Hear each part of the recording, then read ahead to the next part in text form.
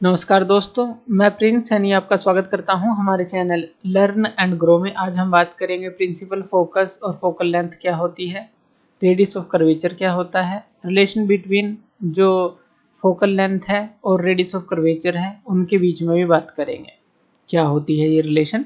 तो सबसे पहले बात कर लेते हैं प्रिंसिपल फोकस क्या होता है, इसकी डेफिनेशन समझ लेते हैं पहले। प्रिंसिपल फोकस वो पॉइंट होता है, प्रिंसिपल एक्सिस के ऊपर ये पॉइंट हमें मिलता है। जो भी स्फेरिकल मिरर आप लेंगे उसका जो प्रिंसिपल एक्सिस होगा उसके ऊपर ये पॉइंट हमें मिलेगा जहां पर रेज इंसिडेंट करती हैं ऑन द मिरर। अब जब मिरर पर रे इंसिडेंट करती हैं तो वो कौन सी डायरेक्शन में होती हैं, parallel to the principal axis. ये हम लेंगे कि वो parallel to the principal axis जब चलती हैं और स्फेरिकल मिरर पर टकराती हैं तो हमें एक पॉइंट मिलता है प्रिंसिपल एक्सिस पर। कैसे मिलता है, जब वो एक्चुअली मीट करती हैं। अगर कनकेव मिरर का केस लें तो वो एक्चुअली हमें मीट करती हुई दिखेंगी, या फिर अगर हम कन्वेक्स मिरर का केस लें तो हमें वो अपीयर होगी, प्रतीत होगी कि उन जो रिफ्लेक्टेड रेज को अगर पीछे की तरफ बढ़ाया जाए तो वो डाइवर्ज होकर एक पॉइंट पर मिलती हैं। वही पॉइंट जो होता है प्रिंसिपल फोकस होता है। तो चलिए इसको समझते हैं। यहाँ पर हम दो मिरर ले लेते हैं, एक मिरर ले लेते हैं कनकेव मिरर, तो यहाँ पर हम ले लेते हैं ये कनकेव मिरर है, और ये मिरर ले लेते हैं ये कन्वेक्स मिरर है। कनकेव मिरर का जो रिफ्लेक्टिंग सरफेस होता है अंदर की तरफ होता है, और जो सिल्वर्ड फेस कह लीजिए बाहर है, या ओपेक फेस जो है बाहर है। कन्वेक्स का जो रिफ्लेक्टिंग सरफेस है वो बाहर होता है और सिल्वर सरफेस अंदर की तरफ या ओपेक सरफेस अंदर की तरफ होता है। तो कनकेव के अंदर अगर हम देखें ये प्रिंसिपल फोकस पॉइंट कहाँ पर मिलेगा, यहाँ पर रेज आएंगी इस तरह से, ये रेज है। यहाँ पर ये जो है ये प्रिंसिपल एक्सिस है। अब इसके पैरेलल रे आई, यहाँ पर टकराई, इन पॉइंट्स पर टकराई। अब यहाँ पर टकरा कर ये रिफ्लेक्ट होंगी, रिफ्लेक्ट होकर ये हमें एक पॉइंट देंगे जहाँ पर ये एक्चुअली मीट करेंगी। कनकेव मिरर के केस में ये जो हमने देखा था, तो ये जो पॉइंट होता है इसको एफ बोल देते हैं, यानी कि प्रिंसिपल फोकस बोल देते हैं। कन्वेक्स मिरर के केस में देखें तो यहाँ पर जो रेज आएंगी तो यहाँ पर अब ये रिफ्लेक्टिंग सरफेस है बाहर की तरफ, तो इस तरह से प्रिंसिपल एक्सिस के पैरेलल आई। यहाँ पर ये क्या है, प्रिंसिपल एक्सिस। अब यहाँ से ये रिफ्लेक्ट होंगी तो यहाँ पर ये रिफ्लेक्ट होकर बाहर की तरफ चली गई इस तरह से। लेकिन अगर हम, जैसा कि हमने यहाँ पर कहा था अपीयर टू डाइवर्ज, तो यहाँ पर क्या करना है, हमें इनको पीछे की तरफ बढ़ा देना है और एक पॉइंट हमें मिलेगा। तो पीछे की तरफ जब हम इन लाइंस को बढ़ाएंगे तो हमें एक पॉइंट मिलेगा, तो ये जो पॉइंट होगा इसको हम बोलेंगे एफ, प्रिंसिपल फोकस। तो कन्वेक्स मिरर के केस में इनको पीछे की तरफ बढ़ा देंगे, बस हमें ये एफ मिल जाएगा पॉइंट। तो ये होता है प्रिंसिपल फोकस। इतना क्लियर है। चलिए जो नेक्स्ट है उसको समझ लेते हैं। अब यहाँ पर देखिए फोकस से लेकर जो पोल तक का डिस्टेंस है, ये जो पोल है इसको हम पोल बोलते हैं, जो centre of the spherical mirror होता है, ये जो पोल हो गया, ये जो पॉइंट है। और इस पॉइंट और एफ के बीच में ये जो डिस्टेंस होगा हमारे पास, इसको हम बोलते हैं स्मॉल एफ, यानी कि ये होती है हमारे पास फोकल लेंथ। तो इसको हम क्या बोलते हैं, फोकल लेंथ। इसी तरह से इसके अंदर भी यही होगा, इसके और इसके बीच में जो ये डिस्टेंस होगा इसको स्मॉल एफ बोलेंगे, या कह लें कि ये क्या हो जाएगी, फोकल लेंथ। तो फोकल लेंथ क्या है, डिस्टेंस बिटवीन द, जो ये फोकस है प्रिंसिपल फोकस और जो पोल है इनके बीच का जो डिस्टेंस है। तो ये हमारे पास होता है प्रिंसिपल फोकस। और अगर हम देखें फोकल लेंथ क्या है, it is the distance of the principal focus from the pole. जैसे कि हमने देखा प्रिंसिपल फोकस का फ्रॉम द पोल ये डिस्टेंस होता है। रेडियस ऑफ कर्वेचर क्या होती है, it is the distance of the centre of curvature from its pole.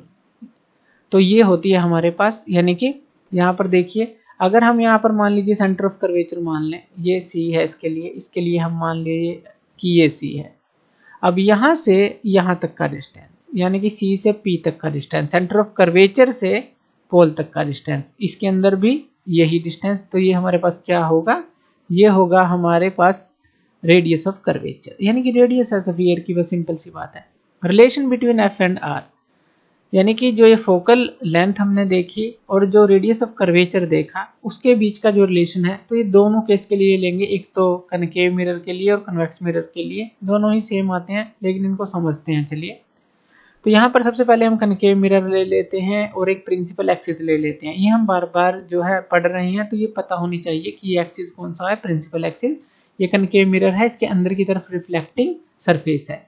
तो रे आएगी यहाँ पर टकराकर रिफ्लेक्ट होगी। तो हम ये मान रहे हैं कि एक रे आई इस तरह से और यहाँ इस पॉइंट पर टकराई और यहाँ पर रिफ्लेक्ट होकर यहाँ पर मिल गई।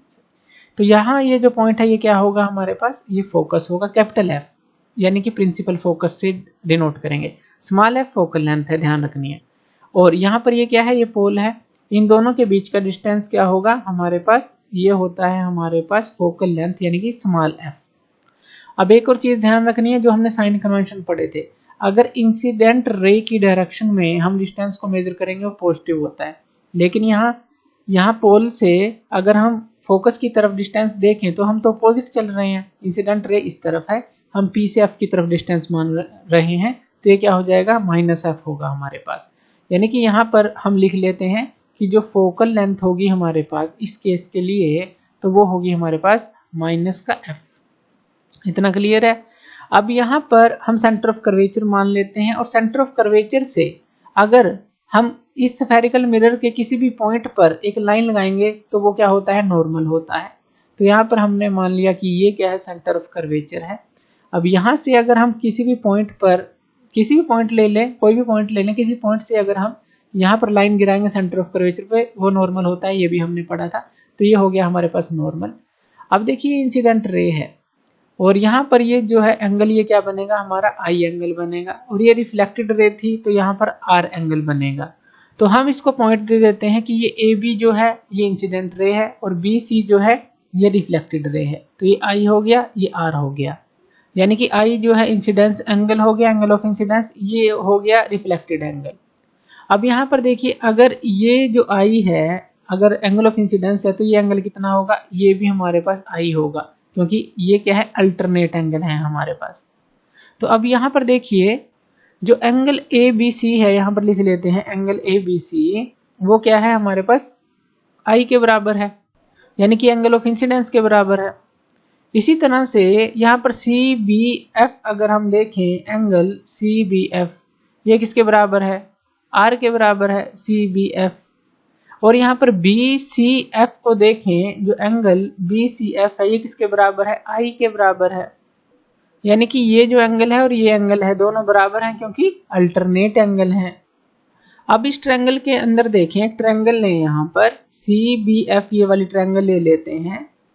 अब देखिए ये एंगल और ये एंगल बराबर होता है, हमें पता है angle of incidence angle of जो रिफ्लेक्टेड एंगल होता है आर के बराबर होता है। इसका मतलब एक ट्रायंगल के अंदर अगर दो आमने सामने वाले एंगल बराबर हैं तो इनके आमने सामने वाली साइड भी बराबर होंगी। जैसे आई के सामने वाली साइड क्या है, एफ बी, तो ये एफ बी किसके बराबर होगी, जो आर के सामने वाली साइड है ये किसके बराबर है, सी एफ। यानी कि एफ बी जो है एफ सी लिख लीजिए या सी एफ इसके बराबर होगी। इतना क्लियर है कि जो अगर एंगल बराबर है तो इनके सामने वाली साइड्स भी बराबर होंगी। इसके सामने वाली साइड ये, इसके सामने वाली साइड ये जो है ये, तो ये दोनों बराबर होंगी। अगर यहाँ पर हम एक केस ले लें कि जो ये एफ बी है, यहाँ पर ध्यान से समझिए, ये जो एफ बी है इसको हम एफ पी के बराबर ले लें। क्यों ले लें, क्योंकि जो अपर्चर है काफी स्मॉल यहाँ पर बनता है हमारे पास, तो ये हम मान रहे हैं। तो एफ बी को लगभग एफ पी के बराबर मान लें। अगर एफ बी एफ पी के बराबर हम यहाँ पर मान लें, अपर्चर को बहुत स्मॉल हम मान रहे हैं इसलिए इन दोनों को बराबर मान लिया। तो देखिए यहाँ एफ बी जो है एफ पी के बराबर है, तो एफ पी किसके बराबर आ गया, एफ सी के बराबर। तो यहाँ पर लिख सकते हैं F P equal to F C के बराबर आ गया। ध्यान दीजिए यहाँ पर एफ बी एफ सी के बराबर था, यहाँ एफ बी हमने एफ पी के बराबर माना, तो ये क्या आ गया, F C equal to F P आ गया। इसका क्या मतलब है, ध्यान से देखिएगा, एफ पी एफ सी, यानी कि ये पूरी जो सी पी है, ये सी पी जो है ये किसके बराबर कह रहा है, ये C F plus F P के बराबर एक तरह से कह रहा है कि ये जो पूरी सी पी है C F plus F P के बराबर है। अब हमने कहा कि सी एफ और एफ पी ये तो दोनों बराबर हैं, तो यहाँ पर ये क्या आ जाएगा, अगर हम सी एफ को इस सी एफ को पी एफ के बराबर ही पुट कर दें क्योंकि दोनों बराबर हैं, तो यहाँ पर क्या आ जाएगा, 2pf या fp कुछ भी लिख दीजिए, यहाँ cp आ गया। और यहाँ पर जो pf है वो किसके बराबर आ गया, हाफ cp के बराबर। ऐसा कर सकते हैं क्योंकि आप यहाँ से भी देखें, ये जो है हम मान रहे हैं कि इसका एक मिडल पॉइंट हो गया एक तरह से, कि जो cp है ये पूरा जो है अगर हम इसका हाफ लें तो वो किसके बराबर है, या पी एफ के बराबर लिख लें या सी एफ के बराबर लिख लें, किसी के भी बराबर आप यहाँ पर लिख सकते हैं। तो यहाँ पर जो पी से सी तक का डिस्टेंस है, यानी कि पोल से जो सेंटर ऑफ कर्वेचर तक का डिस्टेंस है, उसको हम क्या लेते हैं, आर लेते हैं, यानी कि रेडियस ऑफ कर्वेचर लेंगे। अब पी से सी की तरफ जा रहे हैं तो ये माइनस आर हो गया, जैसे यहाँ पी से एफ की तरफ गए थे माइनस एफ होगा, क्योंकि इंसिडेंट रे से उल्टी तरफ हम डिस्टेंस माप रहे हैं अपोजिट डायरेक्शन में। तो यहाँ पर इनकी वैल्यू को पुट कर देते हैं। जो पी एफ की वैल्यू है वो कितनी है हमारे पास, माइनस एफ है, यहाँ पर हाफ आ गया। सी पी की वैल्यू क्या है, माइनस आर है, ये आ गया। ऐसे कर लें, minus F equal to minus R by 2 आ गया, और यहाँ पर f जो है हमारे पास स्मॉल f किसके बराबर आ गया, r बाय 2 के बराबर आ गया। यानी कि अगर हम फोकल लेंथ की बात करें कनकेव मिरर के केस में, तो वो जो है हाफ होती है जो रेडियस ऑफ कर्वेचर होता है उसका। तो ये तो कनकेव मिरर के केस में आ गया। सेम यही हम काम कन्वेक्स मिरर के केस में कर सकते हैं। तो कन्वेक्स मिरर ले लेते हैं। तो यहाँ पर हमने कन्वेक्स मिरर ले लिया, ये प्रिंसिपल एक्सिस हमने ले लिया। अब यहाँ पर एक रे ले लेते हैं जो यहाँ रिफ्लेक्टेड सरफेस पे टकराएगी। अब ये कन्वेक्स है तो बाहर की तरफ टकराएगी, तो ये टकराकर उस तरफ चली गई। तो ये हम मान रहे हैं कि ये इंसिडेंट रे आई और ये टकराकर बाहर की तरफ चली गई। अब हम इस रे को पीछे की तरफ बढ़ाएंगे। पीछे की तरफ बढ़ाएंगे तो हमें क्या मिलेगा, प्रिंसिपल फोकस मिलेगा। और इसी तरह से हम एक सेंटर ऑफ कर्वेचर मान लें और वहां से एक लाइन ले लें। यहाँ पर हमने ये सी मान लिया सेंटर ऑफ कर्वेचर, और यहाँ से एक लाइन ले लें इस पॉइंट से, तो ये हो गया नॉर्मल। तो ये हो गया नॉर्मल, एन से इसको डिनोट कर देते हैं। अब यहाँ पर देखिए, ये जो है इंसिडेंट एंगल है और ये कौन सा था एंगल, रिफ्लेक्टेड एंगल था। ये रिफ्लेक्टेड एंगल है तो ये कौन सा एंगल होगा, ये भी रिफ्लेक्टेड एंगल होगा। क्लियर है। और ये आई एंगल है तो यहाँ पर ये सी के ऊपर भी आई होगा, क्योंकि देखिए यही लाइन है, ये आई एंगल पर है, ये पूरी लाइन ही, अगर ये आई एंगल है तो ये भी आई एंगल होगा। तो इस जो ट्रायंगल है इससे अगर हम लें, मान लीजिए यहाँ पर पॉइंट ए मान लें, यहाँ पर पॉइंट बी मान लें, तो वही सी बी एफ, यहाँ पर ट्रायंगल अगर हम ले लें सी बी एफ, यही ट्रायंगल ले लें, तो यहाँ पर हमें पता है angle of incidence angle of reflection के बराबर होता है। अगर आई आर के बराबर है तो सामने वाली साइड भी बराबर होंगी। आई के सामने वाली क्या है, एफ बी है हमारे पास, और आर के सामने वाली क्या है, एफ सी है हमारे पास, या सी एफ कह लीजिए, ये है हमारे पास। तो इतना क्लियर है। ये क्या है हमारे पास, पोल है। पोल से फोकस तक का डिस्टेंस, ये क्या लेते हैं, फोकल लेंथ स्मॉल एफ। अब इंसिडेंट रे इस तरफ है, डिस्टेंस भी पी से हम एफ की तरफ, राइट की तरफ ही जा रहे हैं। ये लेफ्ट से राइट आ रही है रे, इसी तरह से हम लेफ्ट से राइट की तरफ ही डिस्टेंस माप रहे हैं, यानी कि इंसिडेंट रे की डायरेक्शन में ही माप रहे हैं, तो ये प्लस का होगा। इसी तरह से पी से पोल से सेंटर ऑफ कर्वेचर तक का डिस्टेंस, ये क्या होता है, रेडियस ऑफ कर्वेचर, ये भी प्लस का होगा, क्योंकि पी से हम सी की तरफ जा रहे हैं, इंसिडेंट रे की डायरेक्शन में ही डिस्टेंस को माप रहे हैं। तो ये एफ आ गया और ये आर आ गया। इतना क्लियर है। जैसे पहले किया था वही करना है सेम। अब यहाँ पर देखिए जो एफ बी है, हम इसको एफ पी के बराबर लिख सकते हैं। अगर अपर्चर स्मॉल है, एफ बी को एफ पी के बराबर लिख लें। इन दोनों से हमारे पास ये क्या आ जाएगा, सी एफ एफ पी के बराबर आ गया। सी एफ क्या आ गया, एफ पी के बराबर, सी एफ एफ पी के बराबर आ गया। यानी कि यहाँ पर जो एफ पी है, आप इसको क्या लिख सकते हैं, हाफ सी पी लिख सकते हैं, क्योंकि सी पी का ये जो एफ मिड पॉइंट एक तरह से हम मान रहे हैं अब, क्योंकि सी एफ एफ पी के बराबर है, सी एफ एफ पी के बराबर है, तो एफ एक तरह से मिड पॉइंट हो गया। तो एफ पी को हम हाफ सी पी लिख सकते हैं। अब सी पी कितना है हमारे पास, आर है, डिवाइड में 2। एफ पी कितना है हमारे पास, या पी एफ कह लें इसको, पी से एफ की तरफ माप रहे हैं हम। पी एफ कितना हो गया हमारे पास, एफ हो गया। तो F equal to R by 2। तो इसके अंदर भी हमें ये रिलेशन मिलता है। अब देखिए कनकेव मिरर में भी हमें यही रिलेशन मिला था, कन्वेक्स मिरर में भी हमें यही रिलेशन मिला। रिलेशन तो सेम मिला, लेकिन हमने एक चीज यहाँ पर नोट की कि जो फोकल लेंथ है और जो रेडियस ऑफ कर्वेचर है, अगर हम कन्वेक्स मिरर का केस लेते हैं तो ये हमें पॉजिटिव मिलते हैं, और अगर हम कनकेव मिरर का केस लेते हैं ये दोनों चीजें हमें नेगेटिव मिलती हैं। तो ये चीज बस यहाँ पर ध्यान रखनी है। रिलेशन जो है फोकल लेंथ और जो रेडियस ऑफ कर्वेचर है वो सेम है दोनों के लिए, लेकिन ये फोकल लेंथ और रेडियस ऑफ कर्वेचर किस में माइनस मिलेगी, किस में प्लस मिलेगी, ये आपको ध्यान रखना है। तो थैंक यू वीडियो देखने के लिए, और इसी तरह की वीडियोस के लिए आप हमारे चैनल लर्न एंड ग्रो पे हमें सब्सक्राइब कर सकते हैं। धन्यवाद।